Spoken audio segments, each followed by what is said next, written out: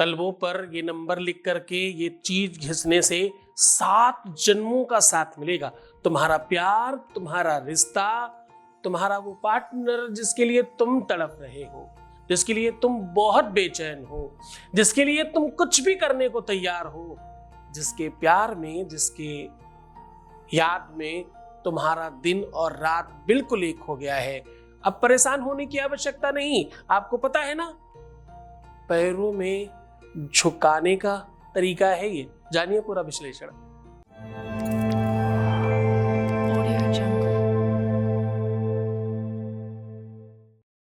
अगर तुम चाहते हो कि तुम्हारे रिश्ते में तुम्हारी बात चले और तुम्हारा अधिकार बड़ा हो, तो आज का दिन आपका है। आपके हर उस रिश्ते में, जिस भी रिश्ते की आप बात करें, माँ बेटे की बात हो, बेटे बहू की बात हो, बिटिया दामाद की बात हो, खुद की बात हो, शादीशुदा जीवन की बात हो, खुद के प्यार की बात हो, खुद के रिलेशनशिप की बात हो, खुद के संबंधों की बात हो, जहां पर भी आप अपनी चलाना चाहते हैं, आज वहां आपके लिए ये बहुत सरलता से हो पाएगा। उपाय क्या करना है? तलवे पे पैरों के ये नंबर लिखकर ये चीज घिसनी है। मात्र घिसने से जितना घिसोगे उतना ज्यादा प्रभाव पड़ेगा, मन मस्तिष्क एकाग्र होकर तुम में लगेगा। ये बिल्कुल ध्यान योग समास जैसी बात है। ये अद्भुत ऐसा चमत्कार है। सामुद्रिक शास्त्र की बात कर रहा हूं आज मैं गंधर्व पुराण की बात कर रहा हूं। आज मैं बात कर रहा हूं उन गंधर्वों की जो सिर्फ और सिर्फ प्रेम में विमुक्त रहते थे। प्रेम खंड स्तुति नंबर 27 पर आज चर्चा है। आज ये चर्चा आपके घर तक इसलिए पहुंचा रहा हूं ताकि तुम्हारे जीवन में कोई भी रिश्ता खराब ना होने पाए।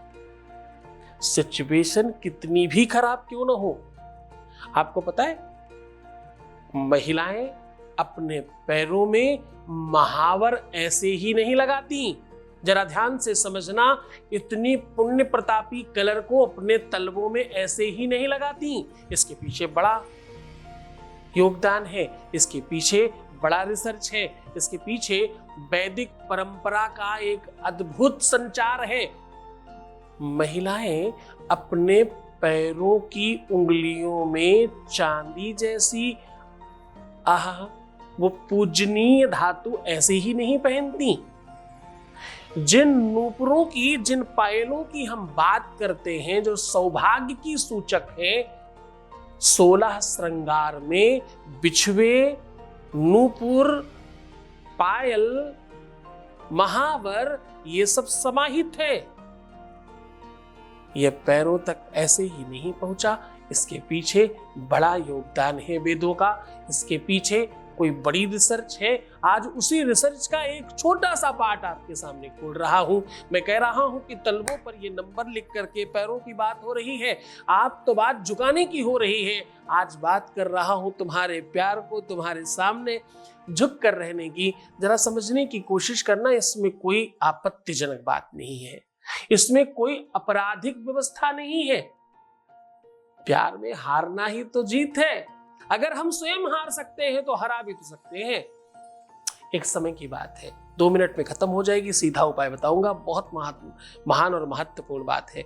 एक समय की बात है, भगवान शिव और माता पार्वती आपस में खेल रहे थे। इस पर हमारे यहाँ जो पुरानी महिलाएं हैं, बहुत सारे गीत संगीत बनाकर रखी हैं और ये अपने आप में बहुत सीख देने वाली लाइन है। उस युद्ध में बाबा शंकर सब कुछ हार गए। एक बार शिव शंकर गौरा खेले पंसासार, गौरा ने बाजी मारी हार गए त्रिपुरार। गौरा ने बाजी मारी हार गए त्रिपुरार। सब कुछ हार गए, सारी चीजें दांव पर रख दी। आखिरी में पता क्या होता है? बाबा ने गंगा रख दी। फिर क्या हुआ? बाबा को हार में जीत मिल गई। आखिरी में, पहले तो मैया पार्वती कुछ और कहती रही। हर बार क्या कहती? हाथ जोड़ के बोली गोरा स्वामी मानो हार। हाथ जोड़कर हर बार कहती हैं स्वामी हार मान जाओ ना, हर चीज तो तुम हार गए, क्या बचा है तुम्हारे पास में। पर अंतिम लाइन बड़ी सीख की है, हाथ जोड़कर बोली गोरा सुनिए प्रभु हमार, आपस का खेल हमारा हमने मानी हार। तो जब हार और जीत ये दोनों अपने आप में स्वाभाविक परंपरा है, देवताओं में होता रहा है, तो हम कर रहे हैं, क्या ही उसमें अवरोध है। और सत्य मानिए बड़प्पन हार में ही है, कभी हम हारते हैं तो कभी जीतते हैं, यही तो प्रेम है। प्रेम उस तराजू की तरह है, कभी एक पल रहा ऊपर तो कभी दूसरा पल रहा नीचे, और ये नहीं हो तो तराजू खराब माना जाता है।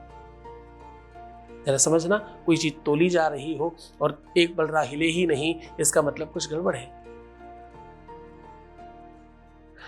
जीवन का ये तराजू ऐसे ही चलता है।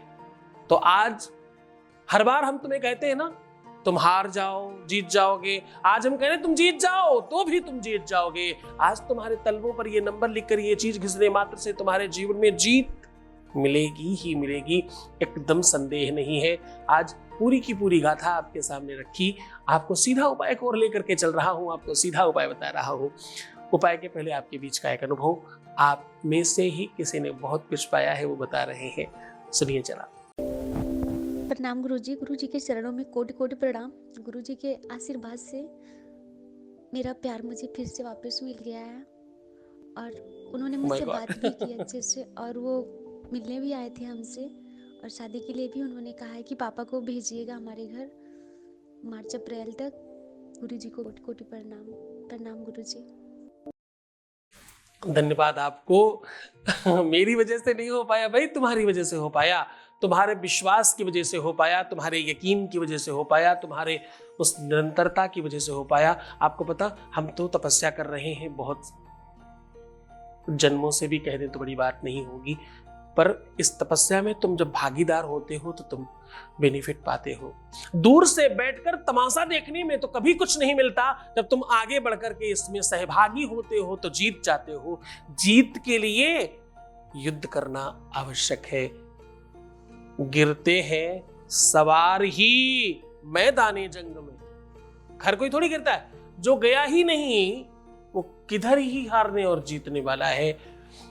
हर बार तुम्हें जीतने के लिए आगे बढ़ना होता है। जरा चींटी से देखना कितना बड़ा साइज है और उसकी स्पीड देखना। आपको पता है चींटी की स्पीड को अगर मनुष्य की स्पीड से कैलकुलेट किया जाए, जरा समझना, चींटी का साइज और उसकी स्पीड और उसका साइज अगर मनुष्य के बराबर हो जाए और उसी स्पीड को वैसे ही कैलकुलेट किया जाए, तो आपको पता है हेलीकॉप्टर और एरोप्लेन से भी 4 गुना ज्यादा स्पीड करनी पड़ेगी मनुष्य को, इतनी तेज भागती है चींटी।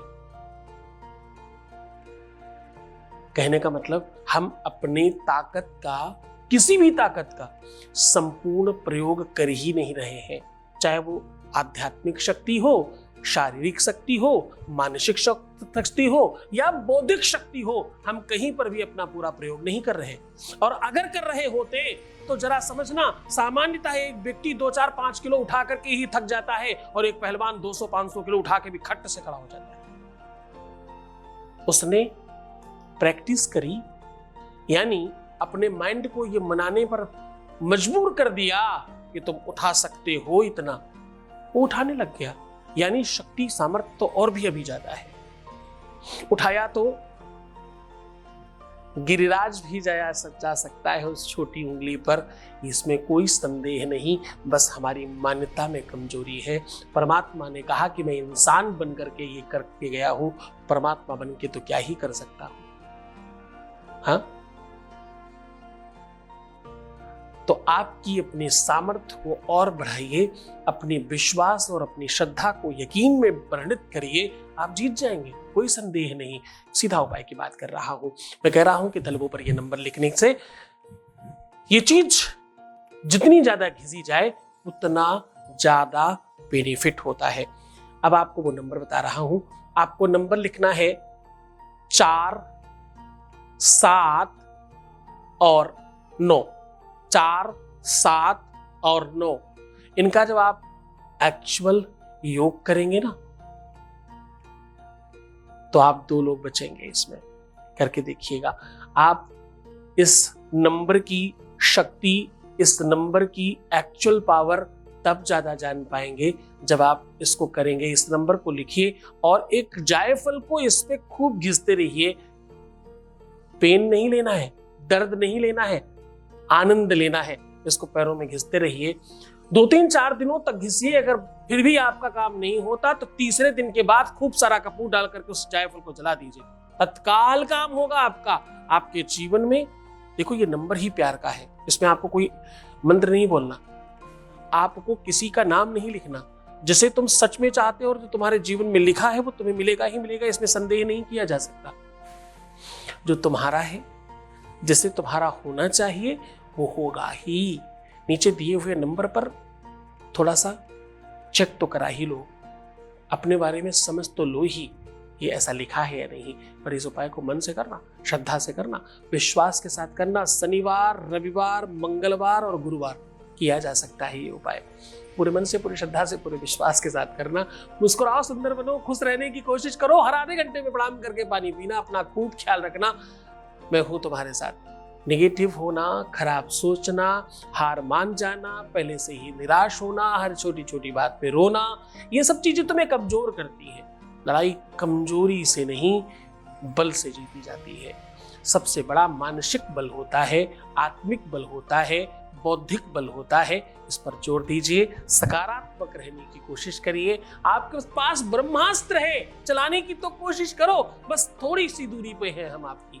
24/7 अवेलेबल है इस नंबर पर, आप कभी भी बात कर सकते हैं। खुश रहो ना, अच्छा सोचो, बेहतर सोचने की कोशिश करो। बाकी सब हम कर रहे हैं, तुम सिर्फ अपने बारे में अच्छा सोचिए, सिर्फ अपना ख्याल रखिए। मैं आपका, आपके प्यार का, आपके व्यापार, परिवार सबका ध्यान रख रहा हूं। ओम नमः शिवाय।